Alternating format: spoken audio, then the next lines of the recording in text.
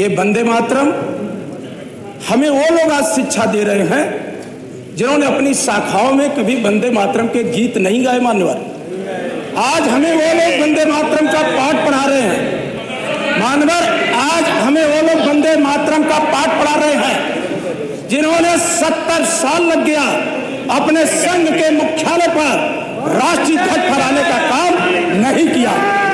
मान्यवर, हमें गोडसे की विचारधारा के लोगों से वंदे मातरम का उपदेश सुनने की हमें कोई आवश्यकता नहीं है। और समाजवादी आंदोलन का इतिहास मान्यवर, आचार्य नरेंद्र देव से लेकर जयप्रकाश नारायण, आप हमें उपदेश देते हो।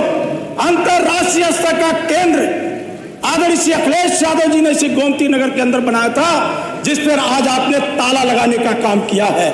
जयप्रकाश नारायण का इस देश के आजादी के आंदोलन में मान्यवर हजारीबाग को जेल के अंदर फाड़ करके जो इस देश के अंदर जज्बा पैदा करने का काम किया, मानवर उनसे अनुसरण करना चाहिए। एक तरफ तो आप अतीत की तरफ जाते हो और दूसरी तरफ अतीत से आप कुछ नहीं सीखते हो। आपके अंदर वंदे मातरम एक दरार पैदा करने के लिए औजार के तौर पर आप प्रस्तुत करते हो। आदरणीय केशव जी बोल रहे थे कि किसको पीड़ा हो रही है। पूरा सदन, मैंने खुद कानून मंत्रालय समिति की बैठक में कहा कि वंदे मातरम पर हफ्ते भर की चर्चा कराइए। पूरा विपक्ष एक स्वर से वंदे मातरम पर चर्चा करने के लिए तैयार है। आखिर ये कौन सी मजबूरी है कि आप चर्चा को 3-4 घंटे में इतने बड़े राष्ट्रीय दस्तावेज पर, जहां 403 माननीय सदस्य वंदे मातरम पर चर्चा में भाग लेना चाहते हैं, आखिर उस पर आप कुछ घंटे में चर्चा को खत्म करना क्यों चाहते हैं।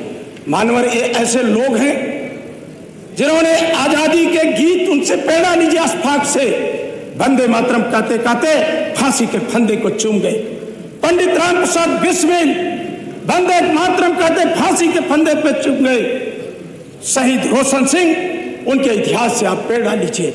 आपके पास तो आजादी के महापुरुषों का कोई इतिहास नहीं है। कभी आप सरदार पटेल को मानने लगते हो, कभी आप आचार्य नरेंद्र देव को, कभी जयप्रकाश नारायण को। आपके रास्ते में सबसे बड़ा बाधा कोई है तो भारत का संविधान है, जिसे डॉक्टर भीमराव अंबेडकर ने लागू करके इस देश के अंदर जो गरीब है, पिछड़े हैं, दलितों को हथियार दिया।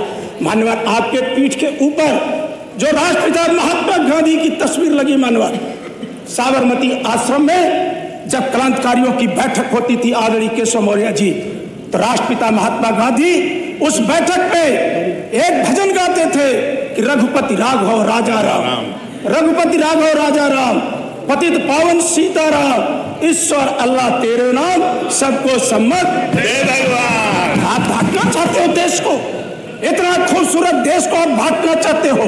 आपकी दरारवादी नीतियों से आज मुल्क के सामने संकट पैदा हो जाता है और आपकी नफरत भरी भाषा से मैं इनसे क्या शिकायत करूं। लोक सेवा आयोग की भर्तियों में पिछड़ों के आरक्षण के साथ लूट मची है। लेखपाल भर्ती का जो विज्ञापन आया है, बिना परीक्षा दिए पिछड़े वर्ग और दलित समाज के लोगों को बाहर का रास्ता दिखा दिया जा रहा है।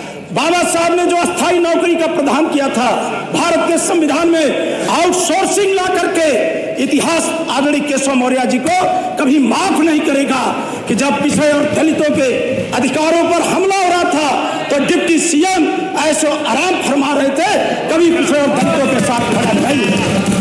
हमें मानव, हमें वंदे मातरम से कोई ऐतराज नहीं है।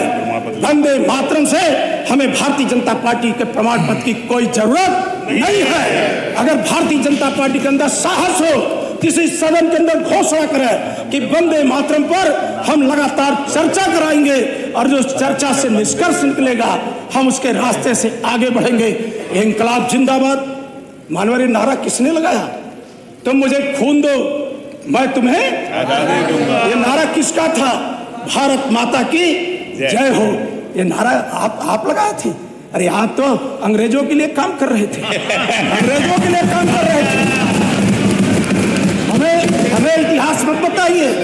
ये पूरा का पूरा लोग राष्ट्रीय आंदोलन को पढ़ चुके हैं। हमें इतिहास के पन्नों पे तरफ मत ले जाइए।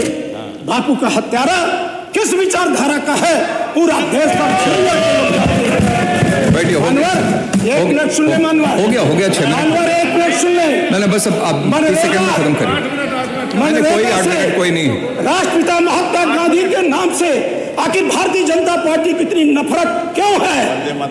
राष्ट्रपिता महात्मा गांधी इस देश की जो भौगोलिक, सांस्कृतिक, राजनीतिक, आर्थिक परिस्थितियां हैं, अगर उसको एक साथ लेके कोई चल सकता है तो वो कोई और नहीं मानवर, आपके पीठ के ऊपर जो है तस्वीर राष्ट्रपिता महात्मा गांधी है, दूसरा कोई मानवर नहीं है।